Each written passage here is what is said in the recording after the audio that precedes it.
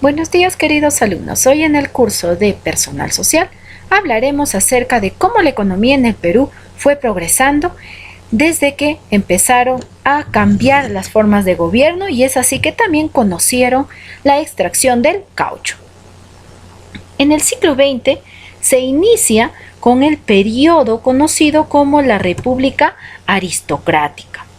Esta fue una época caracterizada por el dominio político de un reducido grupo de personas que pertenecían a una misma clase dedicada a actividades como la agricultura para la exportación, así también a la minería y las finanzas.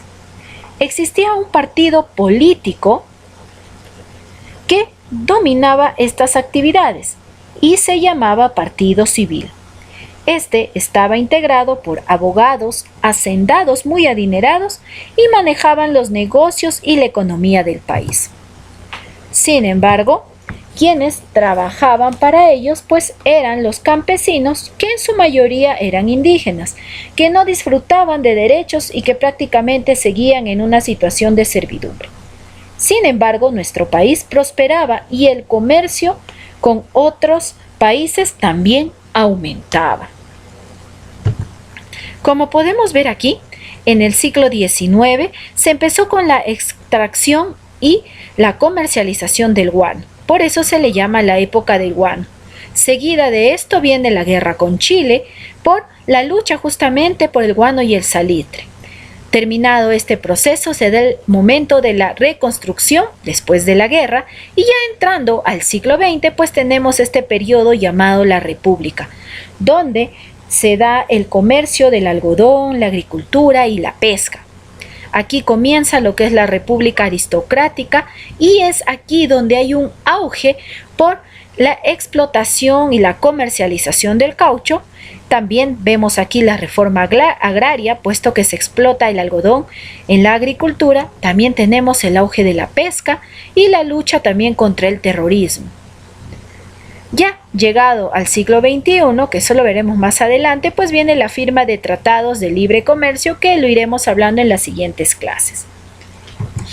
Pero, ¿acaso ustedes saben de dónde se extrae el caucho? Pues el caucho es un látex que se extrae del tallo del árbol, realizando un corte en la corteza y dejando gotear ese líquido de color blanquecino.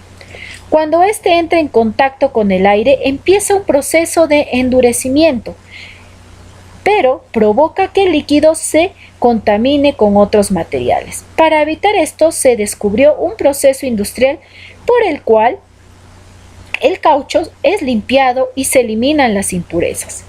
Luego se somete a un proceso denominado vulcanización, que da como resultado que el caucho se vuelve sólido y resistente a las variaciones de temperatura.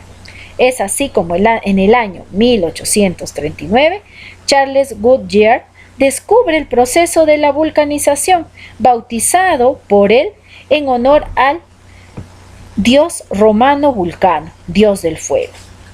A fines del siglo XIX, en 1885, empezó la fiebre del caucho en la selva amazónica del Perú y Brasil.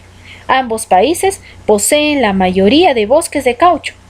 Es así que los empresarios peruanos y extranjeros invirtieron su dinero en impulsar esta industria. La explotación de este recurso trajo muchos beneficios a las ciudades como Iquitos, Tarapoto y Moyobamba. Se establecieron casas comerciales dedicadas a la explotación y comercialización de este producto. Sin embargo, los trabajadores que explotaban este recurso fueron obligados a trabajar como esclavos. La fiebre del caucho llegó a su fin en el año 1912, cuando semillas del caucho fueron introducidas en otros países como en Asia. El más famoso cauchero peruano fue Carlos Fermín Fitzcarrald, quien descubrió un istmo que ahora lleva su nombre, y gracias a él la región de Madre de Dios es peruana. A continuación vamos a ver un pequeño video acerca de cómo se da la extracción de este elemento o este material llamado el caucho. Y todo este mundo se origina en estas semillas que se plantan de 3 en 3 en estas bolsas. Se riegan 2 veces al día y en unas 3 semanas ya empieza a crecer el árbol. En esa bolsa estará durante un año y antes de ser trasplantada a la tierra se le hace un injerto de un elemento tratado genéticamente, del que ya se conocen las propiedades y la producción que dará. Tras este injerto se poda y se planta. Empieza entonces una larga vida para los hebeas, hasta que a los 8 años de edad se pueden empezar a explotar. Se les efectúa la denominada sangría, que consiste en hacerle unos cortes en la corteza, de los que emana el látex líquido. La labor de la seringueira debe ser muy precisa, un corte lo suficientemente profundo para que el árbol sangre, pero sin llegar a matarlo. El látex líquido cae en estos recipientes, donde se solidifica y es recogido cada 3 o 4 días. Se controla toda la producción, que se traslada en estos tractores hasta una cuba de camión y de ahí a la usina, o lo que es lo mismo, la nave industrial, donde será tratado. Todas estas montañas de látex sólido pasarán por este proceso en el que será cortado en pequeños pedacitos y se le aplicará un tratamiento químico que lo oscurece.